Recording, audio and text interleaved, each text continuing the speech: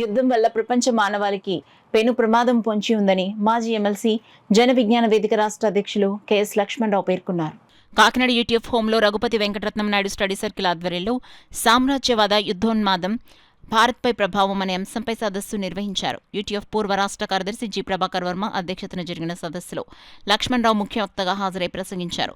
ఈ సందర్భంగా ఆయన ప్రపంచ పటాన్ని చూపిస్తూ పారిశ్రామిక విప్లవం తర్వాత అభివృద్ధి చెందిన దేశాలు ఏ విధంగా వలసలను ఏర్పాటు చేసుకున్నాయో వివరించారు.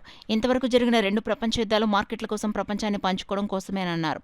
ప్రస్తుతం అమెరికా ఆర్థిక సంక్షోభంలో ఉందని, ఆ దేశంలో ఉత్పత్తి రంగం సన్నగిలిపోతుందని, డాలర్ ఆధిపత్యానికి ఆటంకాలు ఏర్పడుతున్నాయని పేర్కొన్నారు.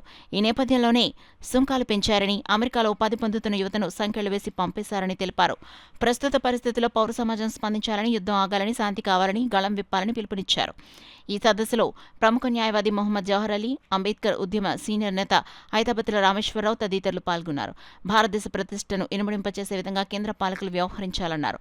సదస్సుకు యూటీఎఫ్ రాష్ట్ర కౌన్సిలర్ సిహెచ్ వెంకటరమణ ఆహ్వానం పలకగా RVN study circle convenor N Govindarajulu వందన సమర్పణ చేశారు. ట్రంప్ని మీరు ఒక వ్యక్తిగా చూడవద్దు. ఆయన అమెరికా అధ్యక్షుడు.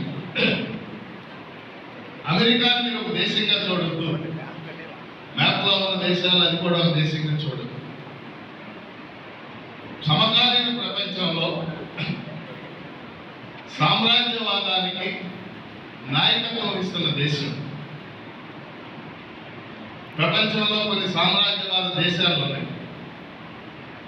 వాటిని సాధారణ పరిభాషలో G7 అంటారు. G7 group of 7 countries. America,